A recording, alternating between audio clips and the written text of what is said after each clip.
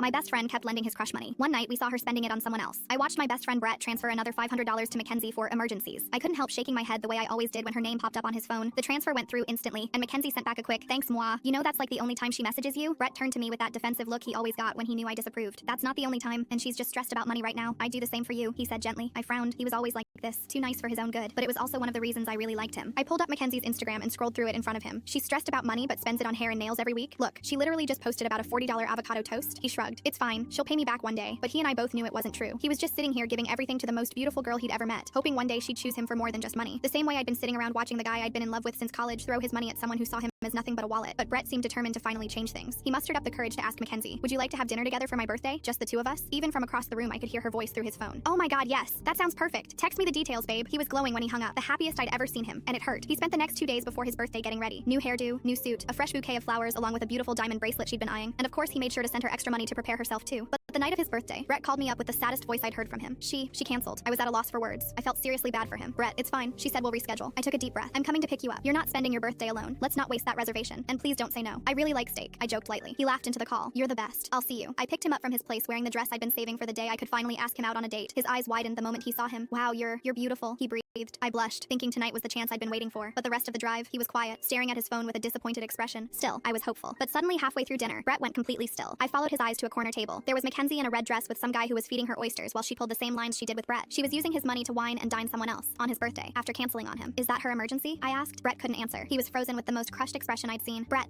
I said, reaching for his hand. "Now do you see what I've been trying to tell you?" He pulled away coldly and asked for the check. Back at his apartment, Brett was doing the math on his laptop. $8,750, he said, "in 6 months. So you're done with her, right?" Brett got quiet before giving her another excuse. "But what if she really did have an emergency and that guy was just, are you kidding me right now?" I stood up. "She ditched you on your birthday to use your money to date someone else. You don't understand. When someone like her pays attention to me," I was furious. "I've been paying attention to you since college. I know your mom's birthday and when you're sad without you saying anything. I liked you when you were broke," I said, my voice shaking. "I liked you when you ate ramen for every meal. I'd like you if you lost everything tomorrow. But you're too busy chasing someone who calls you her personal ATM to notice. And I can't keep chasing someone who can't even set up boundaries for himself." My tears fell as I left his house, and I cried even more at home. I stopped talking to him after that, the same way he stopped answering Mackenzie's texts after that night. She only noticed 3 days later when she needed money from him again, but when he still didn't respond, she showed up to his place looking even more gorgeous than what he was used to seeing. "I've been thinking," she said, playing with his collar. "Maybe we should try being more than friends. I mean, I've always felt something between us." "Get out," Brett said. "You ditched me on my birthday to spend my money on another guy." She tried to come up with excuses, but when it didn't work, she rolled her eyes at him. "Whatever, you're boring anyway. Only interesting thing about you is your bank account, and there's plenty of guys like that." That night, he drove over to my place with 2 packets of ramen noodles. "I've been an idiot," he yelled to my closed window, loud enough to wake the neighbors. "Please give me a chance to make things right," and I did.